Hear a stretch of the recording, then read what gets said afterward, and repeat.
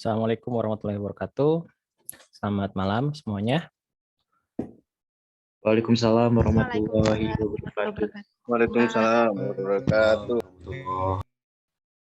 Ya, alhamdulillahirrahmanirrahim kita bisa berkumpul lagi untuk melakukan perkuliahan ini. Malam ini kita akan membahas tentang multimedia dan pemrograman ya. Kita masuk ke materi baru di pertemuan 9 setelah UTS. Nanti mungkin karena pembahasannya multimedia dan pemrograman ini mulai masuk ke bidangnya informatika.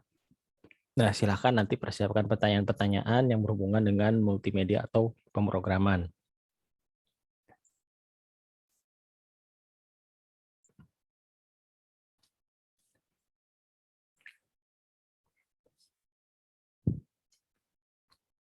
Baik, ini slide-nya ya, sudah terlihat ya. Materinya juga sudah saya upload di Wastu Digital, jadi bisa di-download.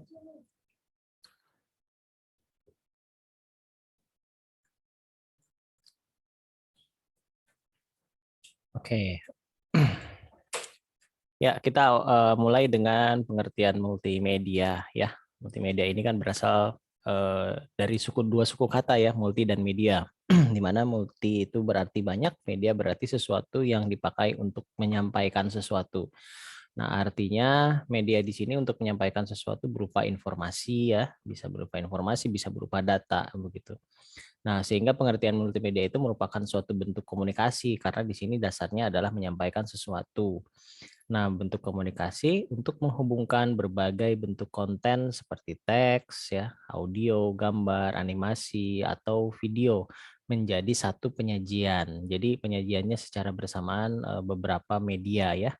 Nah, media ini kan berisi tentang informasi-informasi baik itu suara ya atau gambar, audio visual ya. Jadi itu digabungkan di dalam satu media yang bisa kita terima. Nah, awalnya sebetulnya multimedia ini hanya menggunakan konsumsi indera penglihatan saja ya, seperti gambar ya, teks atau gambar bergerak, video atau gambar yang animasi. Nah, lalu konsumsi indera pendengaran juga, yaitu suara juga berupa getaran-getaran suara juga ya itu terdengar. Nah, dalam perkembangannya multimedia ini juga sudah melibatkan gerak ya, kinetik atau juga indera penciuman ya. Nah, kalau untuk gerak kinetik itu seperti multimedia yang dihubungkan ke film 3 dimensi atau film 4 dimensi ya, seperti bioskop 4 dimensi yang penontonnya juga ikut bergerak apabila ada kursinya itu bergerak apabila ada gambar yang membutuhkan pergerakan seperti itu, sehingga si penontonnya itu lebih menjiwai atau lebih merasakan kejadian yang sedang dilihatnya. Kemudian juga ada seperti kita ketahui adanya VR ya, virtual reality, di mana di situ juga menggunakan motion atau gerakan tangan untuk reaksi dari si softwarenya itu sendiri. Nah, jadi dari sini tuh berarti kita bisa lihat ada 2 jenis multimedia. Yang pertama multimedia linear dan multimedia interaktif. Nah, di mana multimedia linear ini bersifat pasif ya. Jadi si pesertanya atau audiensnya itu pasif, dia hanya bisa melihat ya, hanya bisa mendengar atau hanya bisa menikmati apa yang sedang disajikan. Nah, sementara ada multimedia yang lain yaitu multimedia interaktif. Nah, di mana di sini eh, peserta atau misalnya yang sedang menjalankan multimedia tersebut bisa melakukan interaksi. Nah, interaksi dengan media tersebut ya. Jadi ada responnya dari media tersebut. Nah, hal ini terjadi ketika memang komputer itu diikutsertakan dalam pengolahan multimedia ya.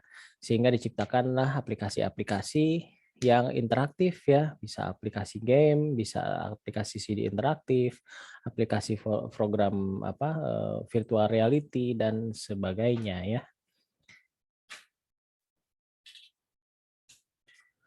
Nah, kemudian dari beberapa 2 jenis multimedia tersebut ada 2 kategori ya. Kategori yang pertama adalah multimedia communication, lalu ada multimedia konsep content production. Jadi banyak kategorinya, tidak hanya ini, sebenarnya hanya salah satunya. Jadi bisa kita pilah-pilah dari multimedia yang tadi, yang dua itu linear dan interaktif.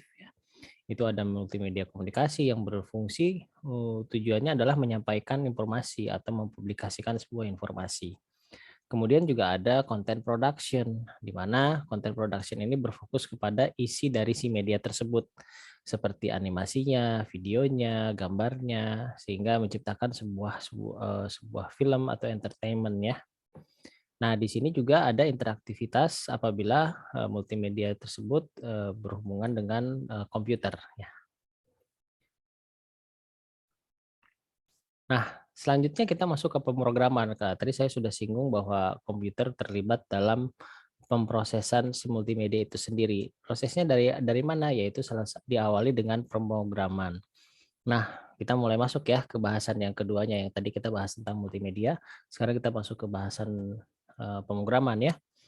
Nah, secara umum pengertian pemrograman adalah himpunan dari himpunan ini ya, pengertian dari program. Program itu sendiri adalah himpunan atau kumpulan instruksi ya di sini, instruksi tertulis yang dibuat oleh programmer atau suatu bagian executable dari suatu software. Orang yang membuat program itu sering disebut sebagai programmer. Nah, di sini instruksi-instruksi ini adalah yang bisa dipahami oleh komputer.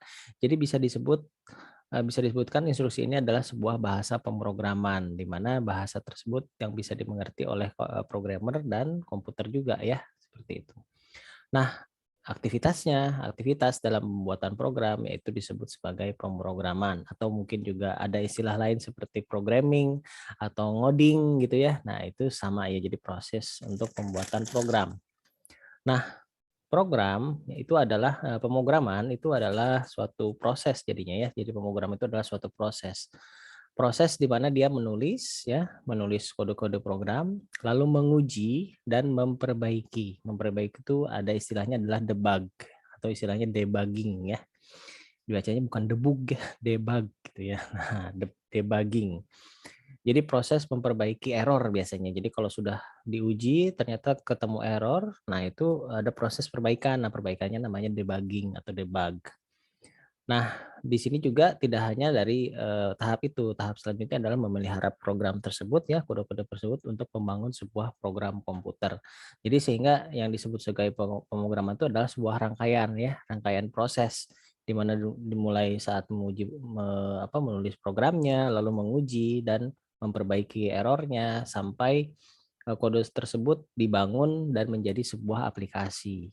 Nah, itulah disebut sebagai pemrograman.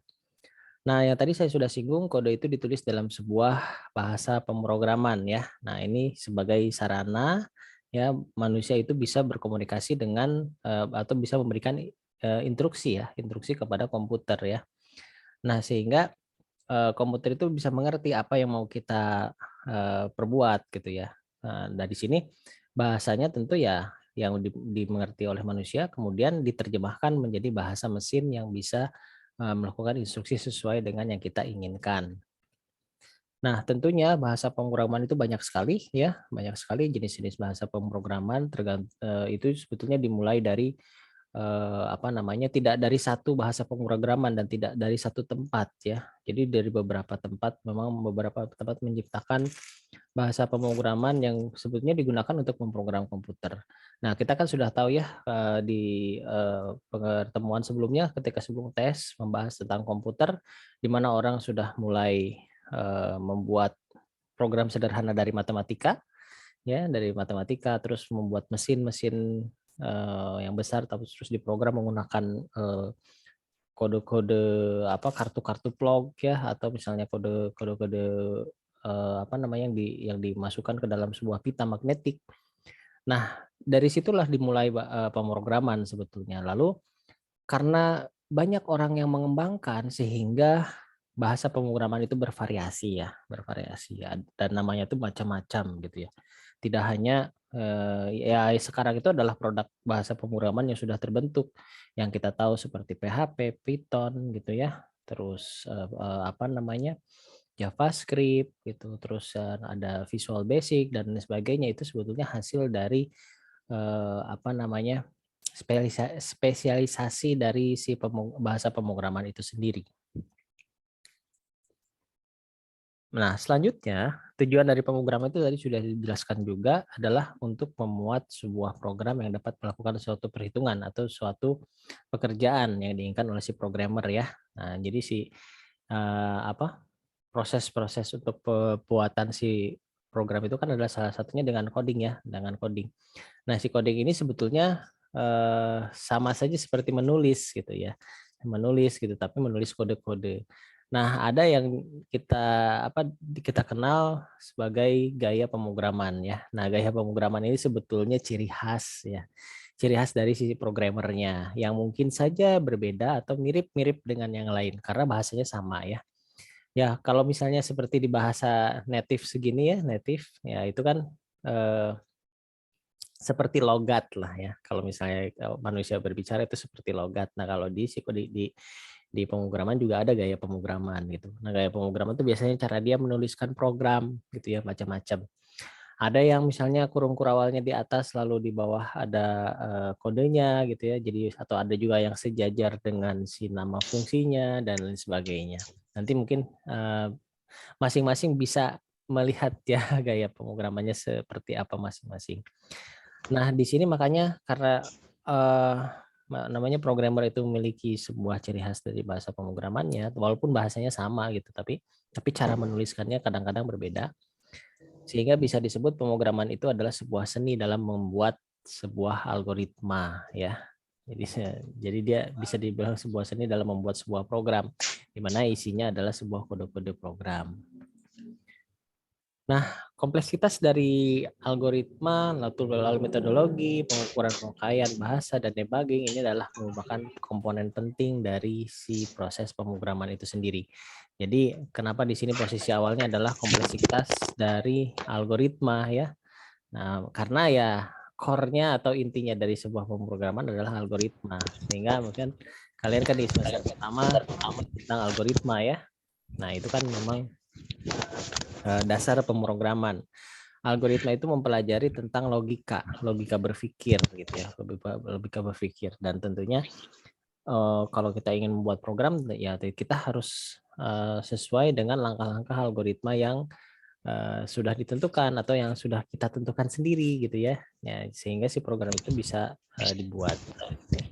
Nah, lalu juga ada metodologi. Ya, metodologi ini adalah cara memprogramnya mau seperti apa. Mungkin apakah mau berbasis interpreter, mau berbasis prosedural, atau mau berbasis objek. Nah, itu salah satu metodologi pembuatan dari sebuah program. Nah, lalu juga bisa mengukur pemakaian bahasanya dan debugging. Ya. Nah, debugging itu artinya ya tadi yang proses memperbaiki sesuatu ya, memperbaiki bug gitu, memperbaiki error. Nah, itulah proses debugging. Oke, selanjutnya nah kita lihat dari si kualitas sebuah software. Jadi setelah dilakukan pemrograman ada ukuran lah ya, ada ukuran bahwa software itu bisa berkualitas atau tidak. Nah, ukuran-ukurannya itu dilihat dari fungsinya atau disebut functionality, dari reliability-nya atau kemampuan bisa diandalkan ya di beberapa lingkungan. Lingkungan di sini adalah arsitektur ya, arsitektur dari si komputernya. Kan arsitektur komputer itu ada yang Android itu kan juga komputer tapi arsitekturnya berbeda dengan PC. Nah, seperti itu. Atau apa namanya? PC itu kan personal computer. Lalu segi usability. Usability adalah kemampuan yang berhubungan dengan penggunaan perangkat lunak oleh user. Jadi kegunaan dari si perangkat lunaknya atau kegunaan dari si softwarenya. Kalau yang tadi atas adalah fungsinya ya, fungsinya itu bisa berarti fitur-fiturnya. Yang kedua itu reliability adalah kemampuan yang dapat bekerja pada lingkungan tertentu. Terus usability itu adalah kegunaan dari si softwarenya itu sendiri ya. Lalu ada juga efisiensi. Nah, efisiensi ini adalah kemampuan yang berhubungan dengan efisiensi penggunaan hardware. Nah, hardware dalam pemrograman yang digunakan apa? Ya, cenderung yang pertama paling digunakan adalah prosesor ya.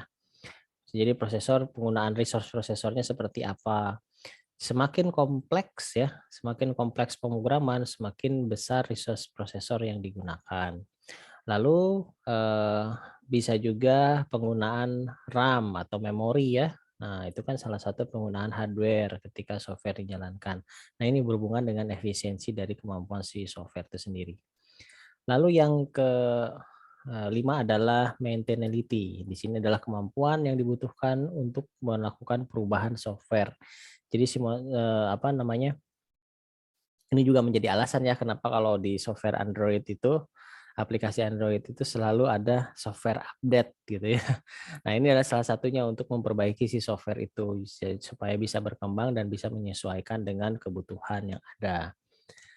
Nah, yang terakhir adalah portability. Nah, portability ini adalah kemampuan yang berhubungan dengan kemampuan software yang bisa dikirim di lingkungan yang berbeda. Nah, maksudnya apa?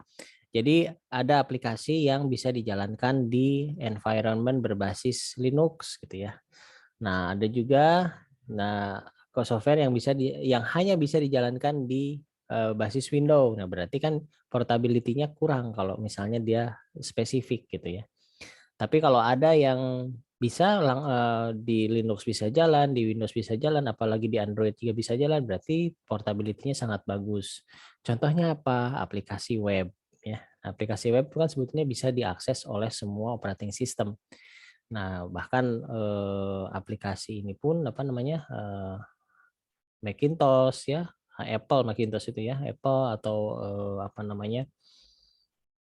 Ya Windows itu sendiri, Linux ya, itu juga bisa mengakses sebuah web. Bahkan Android pun sekarang sudah bisa dan iOS. Nah, itu salah satu contoh program yang memiliki portability yang tinggi. Contohnya software berbasis web seperti itu.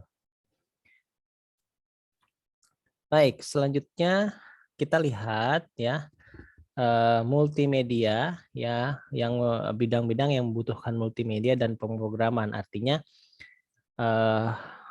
multimedia ini diolah oleh komputer tentunya menggunakan program ya, diprogram lah atau menggunakan software.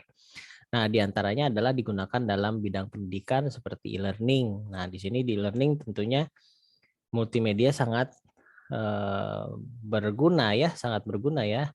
Ya, seperti contoh yang sedang kita gunakan, Zoom meeting ini kan berbasis multimedia juga gitu, bisa mendengar suaranya, bisa mendengar videonya, ya bisa berinteraksi, bertukar file ya, melakukan chatting juga bisa. Nah, itu adalah salah satu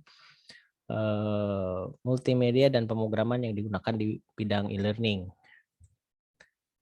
Lalu di bidang kesehatan, contohnya ya banyak ya.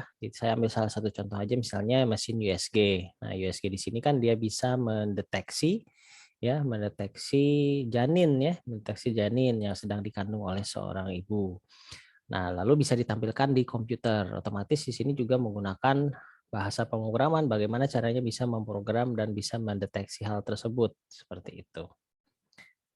Lalu ada juga di bidang perdagangan. Nah, di bidang perdagangan ini ya tentunya e-commerce, ya electronic commerce. Nah, di sini jelas sekali ya terlihat di e-commerce itu multimedia sangat berperan dalam proses jual beli ya, dalam proses jual beli yang terjadi. Dari segi barang yang ditampilkan pun harus menarik ya, harus bisa, karena kan tampilannya berada di komputer, otomatis di situ bisa ada suara, bisa ada video gitu ya, bahkan bisa ada interaksi antar si penjual dan pembelinya ya. Nah, ini sangat-sangat digunakan di bidang e-commerce untuk multimedia dan pemrograman. Jadi artinya multimedia yang membutuhkan program ya, yang diprogram lah seperti itu. Nah, selanjutnya ada juga di bidang pemerintahan seperti e-government. Nah, e-government aplikasi-aplikasi yang dibuat untuk membantu proses pekerjaan di bidang pemerintahan. Nah, aplikasi-aplikasi ini kan macam-macam ya. Ya, di kita juga banyak ya aplikasi yang sudah dibuat untuk menangani pelayanan publik gitu ya, pelayanan publik. Ada yang fasilitas kesehatan ya, ada fasilitas untuk kependudukan gitu. Di situ juga kan sudah berhubungan dengan media yang sangat kompleks ya. Kita bisa upload si file gambarnya untuk melakukan pengajuan atau bisa melakukan order sepertinya, halnya e-commerce, tapi di sini yang dilakukan di governance itu biasanya berupa jasa ya, government service.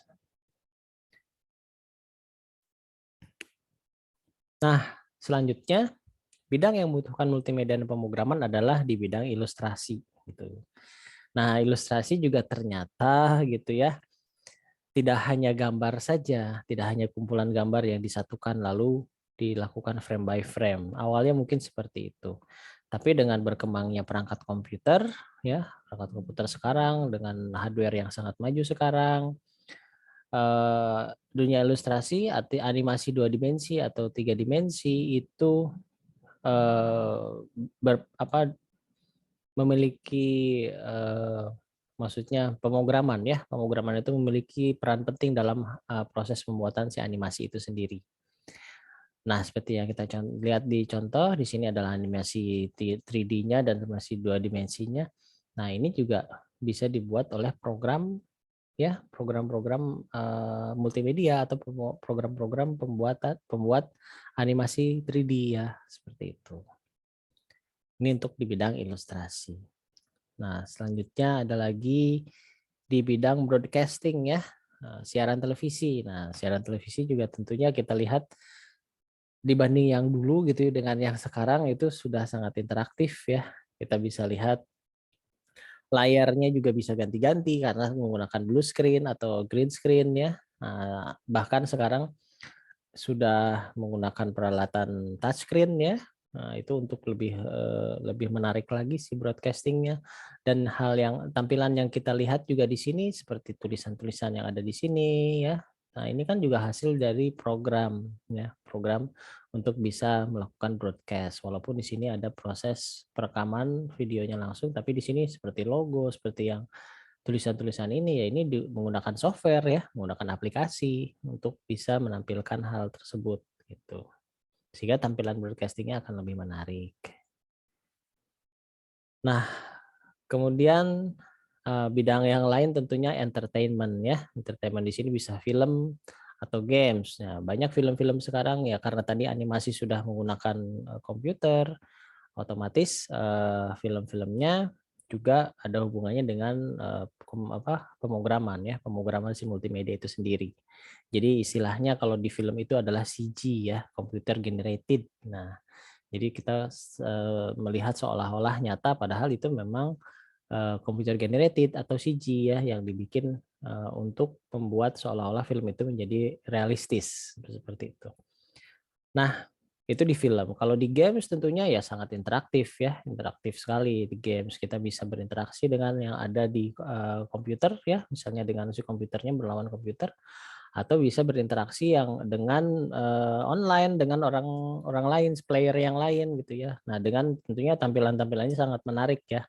Nah, untuk dari sisi entertainment tersebut sehingga orang akan istilahnya betah lah untuk bermain ya seperti itu. Karena memang tujuannya untuk entertaining gitu ya, untuk just for fun lah istilahnya seperti itu.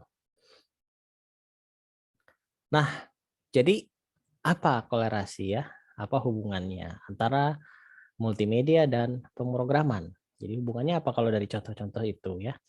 Nah, di sini kita bisa mengambil kesimpulan bahwa untuk membuat komunikasi yang berjalan dengan cepat, efisien, dengan waktu, tenaga, dan biaya, nah di sini diperlukan ya multimedia dan pemrograman, sehingga bisa membantu proses pembelajaran dan membantu dalam penggambaran secara visual atau secara auditory menjadi lebih detail dan lebih jelas. Karena penggunaan lebih dari satu indera ya, indera penciuman, penglihatan, pendengaran, atau gerak itu akan memberikan informasi yang lebih ya dibandingkan kita hanya menggunakan gambar saja. Nah, kalau dengan suara ya, dengan ilustrasi, nah itu bisa mempercepat proses pemahaman atau informasi yang didapat oleh si audiensnya. Seperti itu. Ya, oke. Materinya sudah selesai. Kita masuk ke sesi tanya jawab. Kita masih ada waktu kurang lebih sekitar 40 menit. Silakan manfaatkan untuk bertanya seputar multimedia dan pemrograman. Kita diskusi ya. Ya, silahkan. Ada yang mau bertanya, silahkan raise hand atau bisa langsung open mic ya.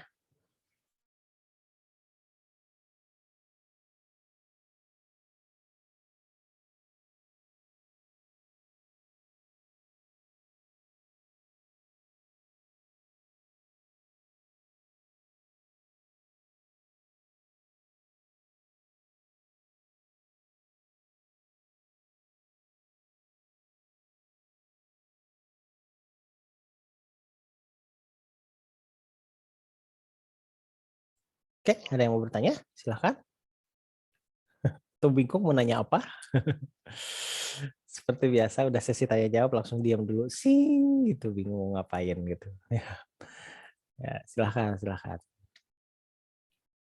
Banyak ya yang bisa kita bahas dari sisi multimedia ya.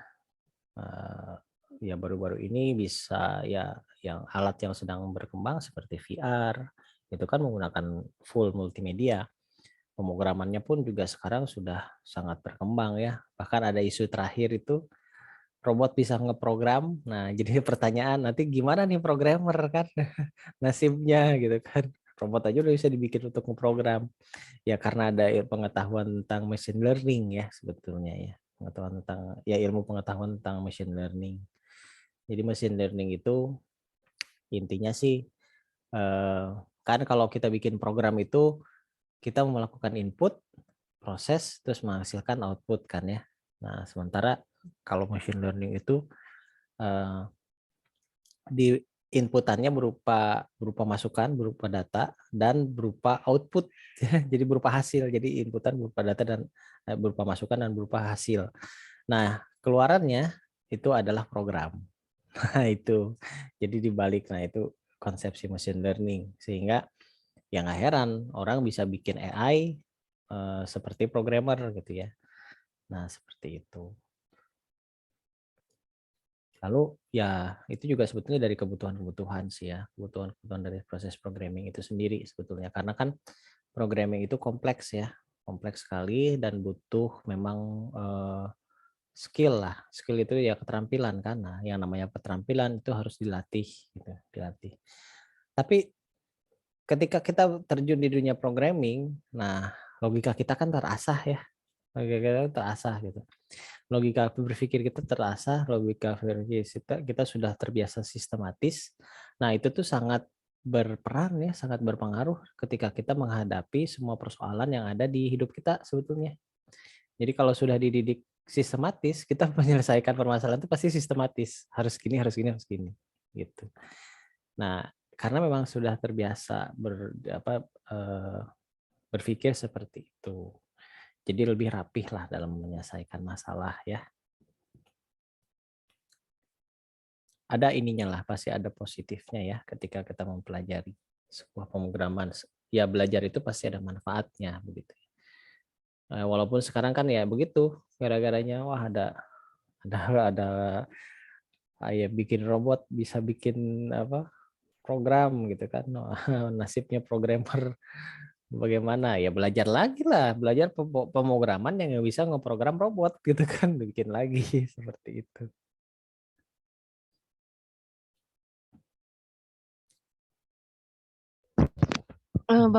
Bapak izin tanya. Silahkan. Yo. Sri ini ya Pak ya. Iya, Maksudnya iya. kalau misalnya kan kita suka ngelihat iklan-iklan di TV gitu ya. Kayak ayo beralih ke TV digital gitu loh Pak. Ya itu tuh kalau misalnya dari sisi multimedianya itu yang ngebedainnya itu apa gitu Pak? Kan sama-sama audio, sama-sama bisa ngelihat, sama-sama bisa lihat gambarnya, suaranya itu kan sama aja gitu Pak.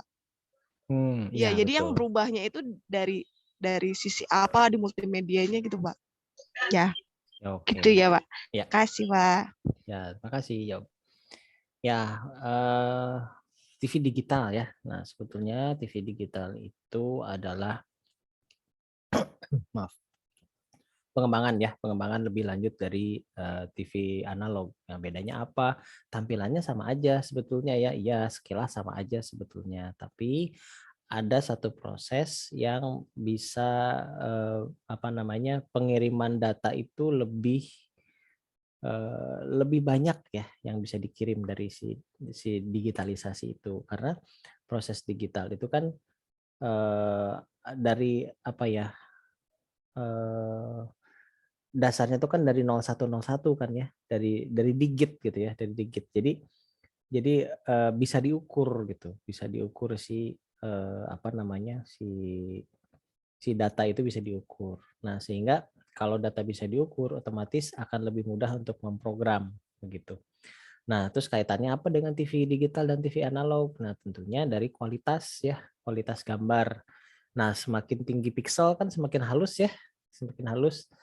Nah, di situ bermainnya di TV digital. TV digital itu bisa meningkatkan resolusi dengan tinggi gitu dibandingkan dengan TV analog gitu. Nah, TV analog itu kan dia basisnya bukan 0101 gitu ya. Basisnya bukan 0101 tapi dari gelombang gitu, dari frekuensi.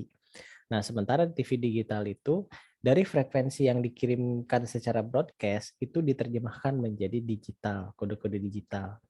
Nah, sehingga si kode-kode digital tersebut bisa diterjemahkan oleh perangkatnya gitu ya. Nah, perangkatnya kan harus nge-support nih.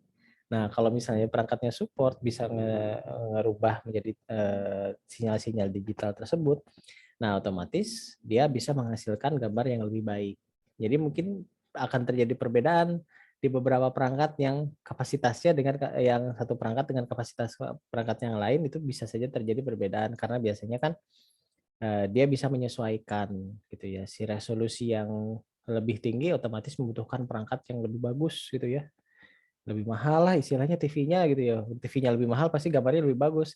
TV yang murah gambarnya kok beda ya gitu ya. Padahal siarannya sama. Nah, itu. Jadi si TV itu yang yang membedakan ya prosesnya. Nah, si proses digitalisasi itu ya dari situ. Jadi si paket data yang dikirim, bukan paket data ya, sinyal yang dikirim diterjemahkan menjadi sebuah data digital lalu ditampilkan.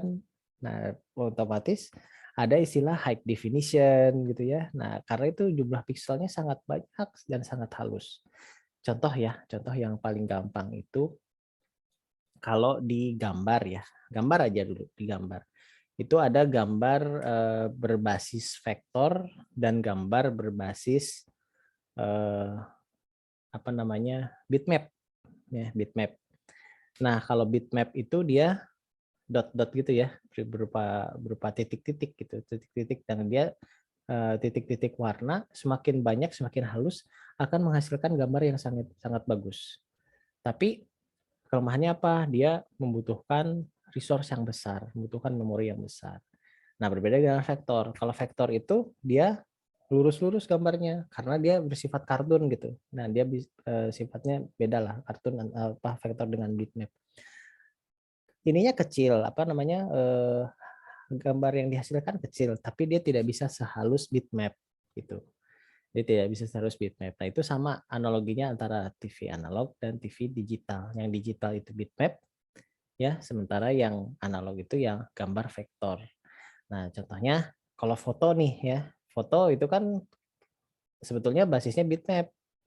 Tapi kalau yang kartun itu basisnya vektor seperti itu. Kan nggak bisa mirip kan ya antara vektor dan foto kan ya. Nah, si foto itu hanya bisa dilakukan dengan bitmap. Tapi kalau vektor mau bikin kayak foto ya tentunya dia harus jadi digital dulu kan. Nah, seperti itu. Ya analoginya seperti itulah. Gitu. Oke, ada lagi yang mau bertanya? Jadi Pak, maksudnya yang berubah itu di dalam sistem TV-nya? Apa dari jaringannya gitu loh Pak? Jaringannya sih ya tentunya berubah juga karena si proses apa dia membutuhkan alat ya. Dia membutuhkan alat untuk bisa merubah si sinyal itu ya, sinyal analogi menjadi sinyal digital. Dan juga alatnya juga, alat CCTV-nya juga gitu ya. Selain jaringannya juga alat TV-nya juga seperti itu. Nah, gitulah ya. Jadi pasti ada upgrade alat, makanya kan tidak bisa diambil dari satu sisi si broadcast-nya aja kan. Si broadcast-nya udah bisa nge-broadcast si sinyal digital. Tapi yang nangkepnya pakai analog ya nggak bisa ketangkap gitu. Berarti harus memang beli TV baru berarti ya Pak. Iya, intinya kayak gitu. Beli TV baru tapi kan nggak secepat beli HP baru kan ya. HP 4 tahun udah harus ganti gitu. Kalau TV ya berapa abad nih analog dipakai kan. Berapa tahun ya, puluhan tahun TV analog dipakai baru sekarang berubah ke TV digital. Seperti itu.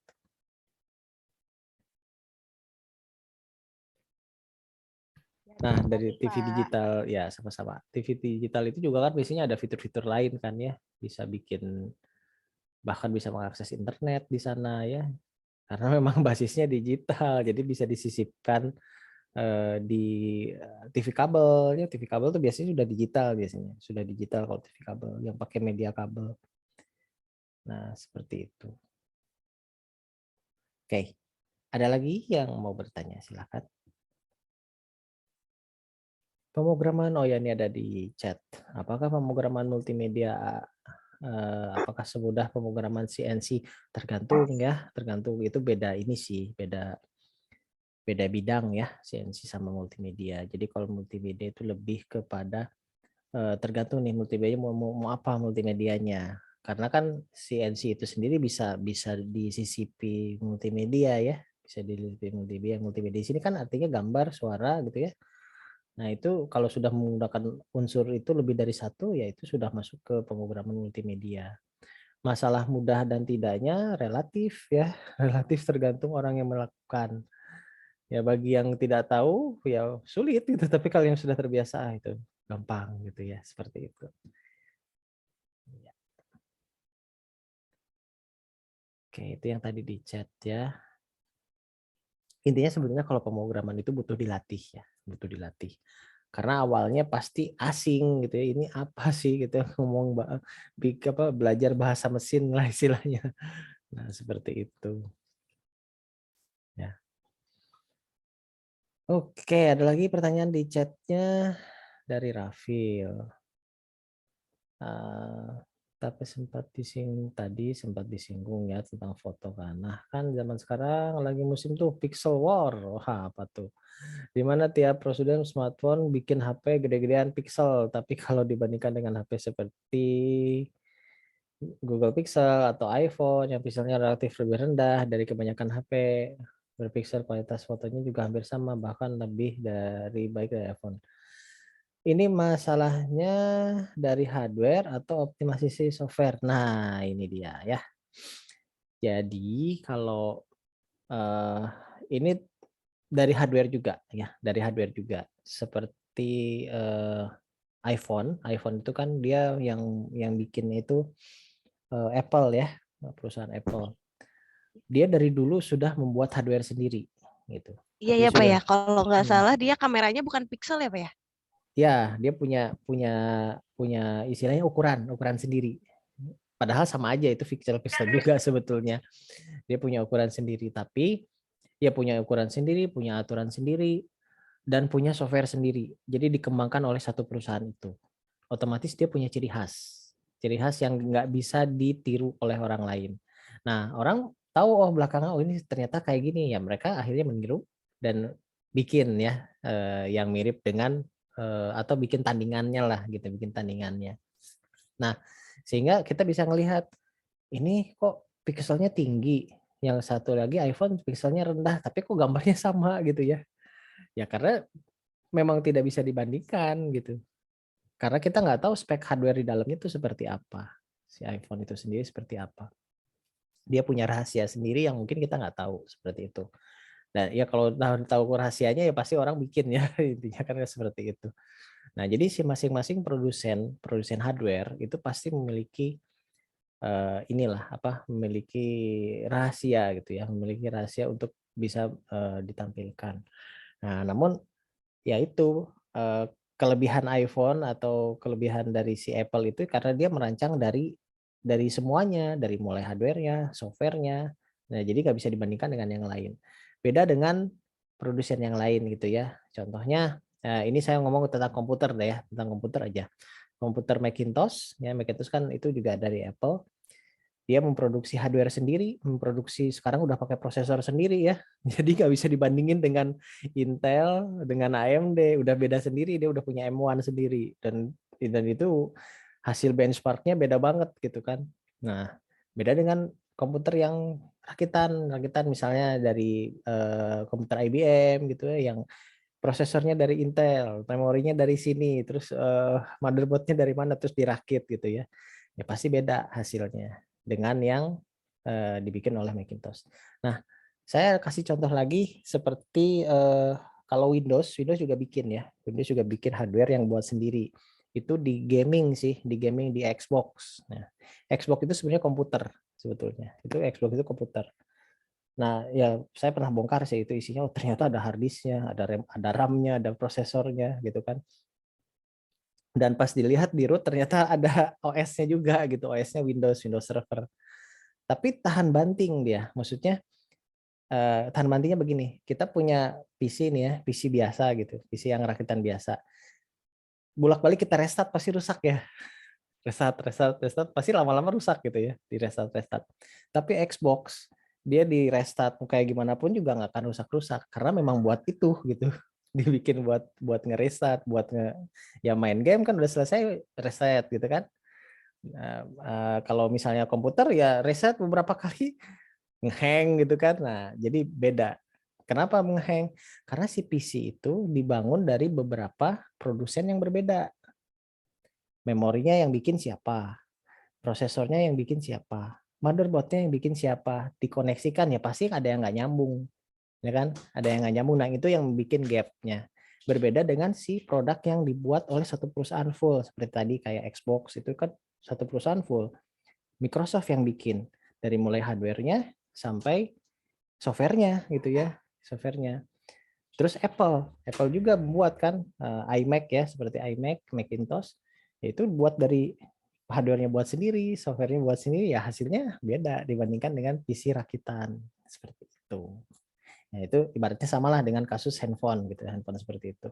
Handphone dari produsen ini Samsung kan, Samsung tuh kalau nggak salah awalnya dia juga harus bayar lisensi untuk si touchscreen kan, touchscreen ke Apple. Karena sebetulnya touchscreen yang pertama kali itu Apple, jadi dia bayar lisensi. Makanya bisa ngejual dengan touchscreen. Awal-awalnya kayak gitu. Ya akhirnya semuanya begitu, siapa yang memiliki teknologi yang pertama ya dia yang memiliki lisensinya seperti itu. Ya bayangin kan komputer laptop, handphone-handphonenya pakai touchscreen semuanya bayar lisensinya ke yang bikin pertama kali gitu. Nah, seperti itu. Oke, ada lagi yang mau bertanya?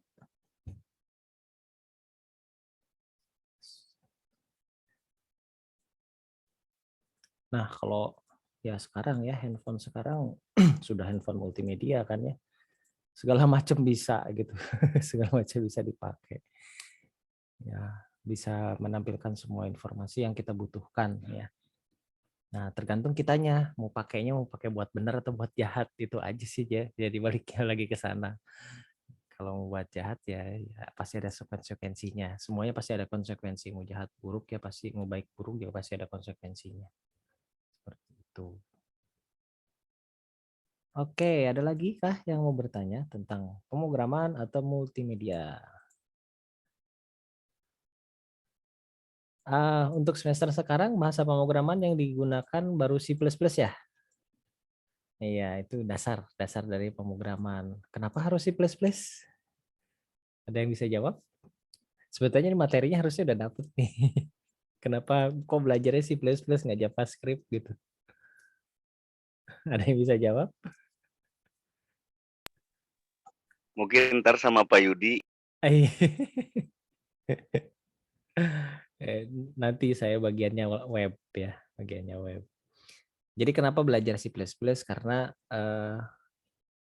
rata-rata pemrograman yang sekarang gitu, yang sekarang berkembang itu merupakan turunan dari bahasa C, gitu, turunan dari bahasa C. Coba ya lihat, bahkan C++ itu sendiri turunan dari bahasa C, jadi awalnya dari bahasa C sebetulnya.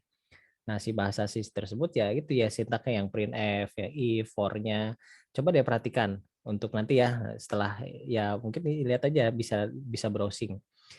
Bentuk if-nya JavaScript, bentuk if-nya PHP, dan bentuk if-nya C++ itu sama semua bentuknya. If kurung buka kurung tutup terus kurung kurawal. Ya karena memang induknya dari C++ diturunkan gitu ya. Nah, jadi bahasa-bahasa turunan termasuk Java gitu.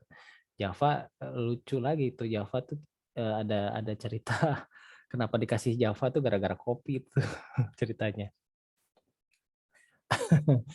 Jadi kan untuk pemrograman Java itu kan apa namanya, editornya itu namanya Java Beans gitu. Nah, ternyata setelah dirunut-runut itu dari idenya terinspirasi ketika si programmer C++ itu sedang membangun bahasa Java, ya mereka sering ngumpul minum kopi. Dan kopi yang diminum adalah kopi Java. Ya dari Jawa lah gitu, kopi Jawa gitu. Makanya kan heran loh kok namanya Java gitu ya. Karena Java itu ya untuk orang asing itu dikenalnya adalah Jawa gitu, Jawa seperti itu di Indonesia. Ya ternyata dari kopi dan akhirnya mereka ngasih nama Beans untuk si editornya Java Beans. Nah, jadi kalau download Java Applet itu pasti ada Java Beans-nya. Nah, dari sana. Nah, di sana membuktikan bahwa memang Java itu dikembangkan dari C++ gitu. Awalnya dari C++. Sementara C++ itu juga induknya dari C, bahasa C. Nah, sekarang turunannya banyak kan, ada PHP, JavaScript, Python ya, terus ada ya macam-macam lah. Bahkan kayak seperti ada yang pernah dengar Macromedia Flash? Oh, kayaknya nggak ini ya, udah nggak ada yang pakai lagi gitu. Karena Flash itu salah satu aplikasi pernah ya. Nah, Flash itu kan salah satu aplikasi animasi sebetulnya ya. Animasi, di situ cara bikin animasi, bikin klip, bikin video interaktif gitu ya. Ternyata ada bahasa pemrograman juga gitu ya. Bahasa pemrogramannya pas saya namanya tuh ActionScript ya. Nah, si ActionScript itu ternyata pas dilihat kok konstruksinya kayak C++ gitu. If-nya sama, for-nya sama, looping-nya kan ya. If-nya, looping-nya itu mirip gitu. Ya karena ternyata ya setelah saya cari tahu ya memang dasarnya dari bahasa C gitu. Berbeda dengan bahasa Pascal. Ada yang pernah dengar belum bahasa Pascal? Nah, si bahasa Pascal tuh beda banget kan ya sama C++. Perintahnya sangat berbeda. Kalau Pascal tuh kayak read gitu kan. Ya, read di C++ printf gitu. Terus struktur if-nya juga beda. Kalau di Pascal tuh ada if, then gitu kan, terus apa. Terus perkembangan selanjutnya dari Pascal tuh ke Delphi, ke bahasa Delphi untuk yang visualnya. Tapi karena orang jarang pakai, akhirnya nggak berkembang gitu ya, nggak berkembang dan ya kurang populer lah, itu kurang populer. Kalah sama bahasa ya C++ ketika dia, ternyata dia bisa membuat program apa. Menangnya di mana sih C++? Menangnya tuh di efisiensi. Yang tadi saya jelasin di salah satu karakteristik program ya, kan ada efisiensi. Nah, C++ itu karena dia bahasa tingkat menengah gitu ya, tingkat menengah. Kenapa disebut menengah? Ya dia bisa mengakses hardware dan dia juga bisa dekat bahasanya ke manusia gitu ya. Jadi disebutnya bahasa menengah. Jadi dia bisa mengefisiensikan penggunaan hardware. Intinya penggunaan memorinya lebih baik gitulah. Ada contohnya apa? Seperti sistem operasi Linux ya. Linux itu C++. Dibuatnya pakai C++. Dia efisiensi memorinya sangat baik gitu ya. Bagus banget tuh ininya efisiensinya. Nah, tapi karena memang tidak user friendly gitu di Indonesia sih, di Indonesia tidak user friendly untuk menggunakan Linux. Nah, jadi jarang orang pakai gitu. Karena mungkin ya sukses ya Microsoft untuk memperkenalkan Windows gitu ya. Nah, karena memang basisnya Windows itu dia user friendly awalnya dan dia punya satu konsep bagaimana gitu ya, bagaimana caranya ibu rumah tangga gitu ya itu bisa pakai komputer gitu. Ya, jadi sebenarnya tidak memerlukan pengetahuan yang mendalam tentang sebuah komputer tapi bisa pakai gitu. Nah, konsepnya kayak gitu, sederhana, simpel. Nah, akhirnya apa? Dia bikin sebuah OS ya seperti Windows ini yang sekarang yang bisa terintegrasi oleh banyak hardware. Makanya dalamnya hardware-nya Windows itu kan bisa pakai Pakai yang dari Nvidia untuk VGA-nya atau AT Radeon itu bisa kompatibel, itu masuk gitu ya. Pakai motherboardnya buatan siapa gitu ya, masih bisa dipakai. Dengan berbagai hardware itu bisa digunakan komputer untuk operating system Windows. Tapi coba Macintosh nggak akan bisa ya. Hardware-nya beda ya nggak bisa, karena dia memang diciptakan eksklusif. Beda. Kalau Apple dia bahasa dia punya prinsipnya mengeksklusifkan si barang itu produknya. Jadi makanya produk-produknya Apple itu selalu beda gitu ya. Tentunya harganya juga beda ya. Jauh beda banget gitu sama yang biasa. Nah, tapi ya tergantung penggunaan sih sebetulnya ya. Kalau yang sudah terbiasa dengan Windows ya nggak usah ikut-ikutan pakai Macintosh ya, seperti itu. Ya kecuali memang ya menyukai Macintosh, biasanya Macintosh bagusnya untuk desain sih, untuk desain karena bagus dari sisi pixel gitu ya. Dari sisi manajemen memori dan sisi security juga bagus. Tapi Windows pun sekarang nggak kalah, dia juga sama.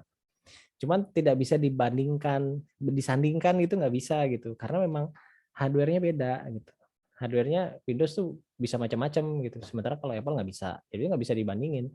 Kalau mau dibandingkan ya seperti Xbox tadi yang buatan Microsoft, semuanya sama, nah itu baru bisa dibandingkan mana yang lebih baik gitu. Nah kalau selama dalaman hardware-nya itu masih dari produsen-produsen yang bermacam-macam ya nggak bisa dibandingin. Yang ada kita ngebandingin hardware ini AT Radeon dengan Nvidia mana yang lebih cepat. OS-nya sama Windows kan. Ya akhirnya ngebandingin hardware gitu, mana yang lebih bagus, mana yang oh ya ini ternyata bagusan AT Radeon, ganti gitu kan dalamnya kayak gitu. Nah, untuk disandingkan dengan Apple nggak bisa. Benchmark-nya beda gitu. Cara pengukurannya berbeda. Begitu. Oke, ada lagi yang ingin bertanya?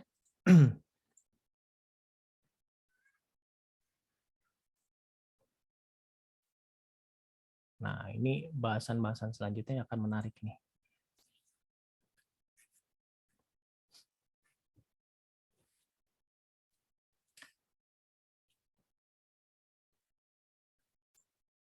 Oke, di sini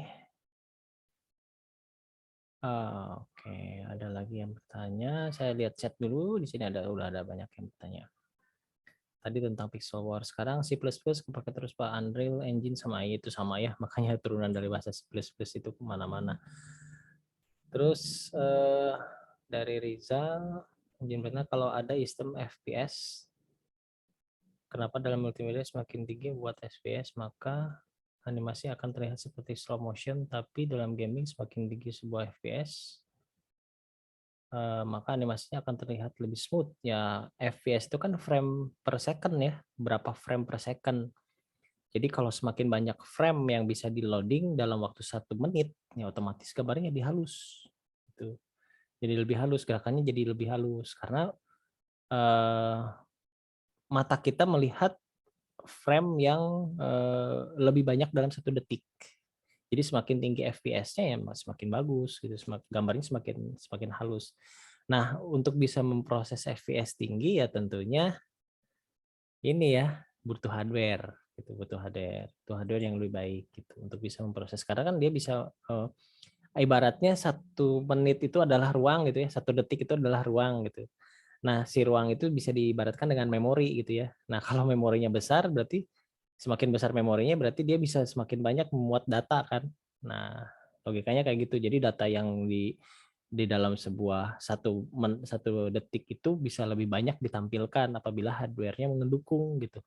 Ya ibaratnya kalau memorinya gede gitu ya bagus ya otomatis yang ditampilkan akan lebih banyak dan lebih cepat gitu kan. Karena ukurannya di sini kan frame per second gitu.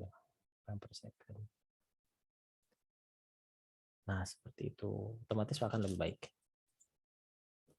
Oke, membuat sebuah desain di Adobe XD, lalu terus bisa dijalankan layaknya aplikasi seperti biasanya. Apakah memang untuk memerlukan sebuah kode program? Ada, jadi Adobe juga ada bahasa pemrogramannya. Gitu. Dia punya bahasa pemrograman juga, gitu. Makanya seperti AutoCAD juga ya. AutoCAD itu kan software grafis ya, software grafis untuk pembuatan gambar grafis, gambar teknis, gambar teknik. Biasanya yang dipakai oleh orang-orang ini desain arsitektur atau misalnya mesin ya, itu untuk menggambar-gambar spare part seperti itu, gambar-gambar teknis lah. Ternyata ada ininya, ada pemrogramannya juga gitu, ada perintah-perintah pemrogramannya supaya si ngegambarnya malah jadi sistematis gitu ya, sistematis seperti itu. Di Adobe juga ada desainnya. Adobe itu kan banyak ya paketnya ya. Kalau video editingnya kayak Premiere kayak gitu ya. Photoshop sendiri itu hanya khusus untuk foto. Terus ada lagi Illustrator gitu ya. Nah, itu beda lagi, macam-macam fungsinya macam-macam. Nah, itu biasanya orang-orang desain sih yang menggunakan itu. Ya tentunya berhubungan dengan multimedia. Seperti itu.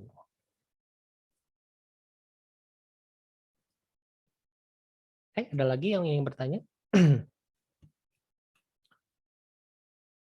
Apa sudah habis pertanyaannya?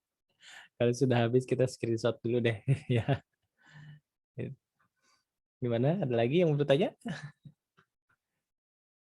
Ya sudah, kita screenshot dulu kalau tidak ada yang bertanya. Untuk ini kehadiran ya.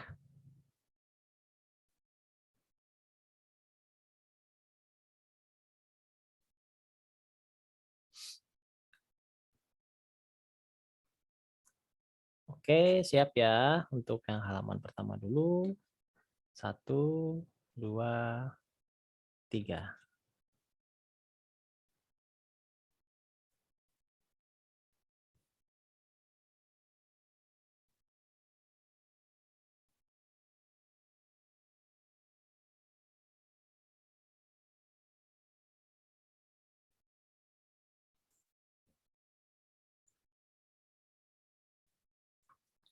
Oke, untuk halaman 2-nya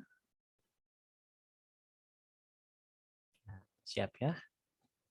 1, 2, 3.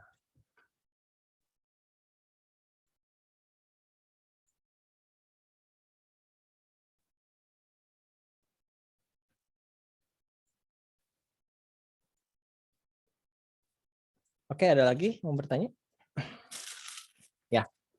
Ya, saya ini menyampaikan satu ya, kemarin itu saya lupa untuk upload untuk pertemuan ke-7 ya kalau nggak salah untuk validasi.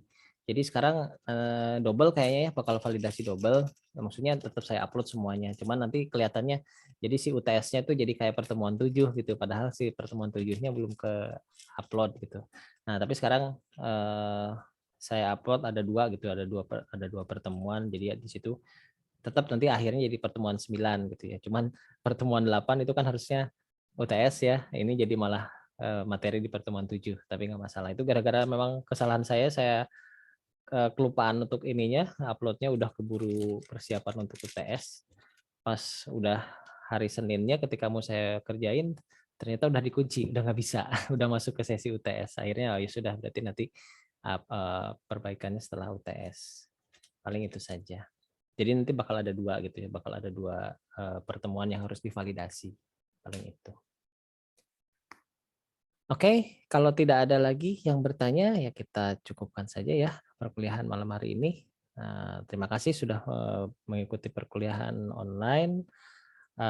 Saya mohon maaf apabila ada kekurangan atau yang kurang berkenan. Kita ketemu lagi di minggu depan dengan bahasan tentang jaringan ya, jaringan komputer. Nah, ini seru nih bahasanya tentang jaringan komputer. Nah, sampai ketemu minggu depan. Cukup sekian dari saya. Wassalamualaikum warahmatullahi wabarakatuh. Waalaikumsalam warahmatullahi wabarakatuh. Terima kasih Pak Yudi. Baik, sama-sama saya close ya.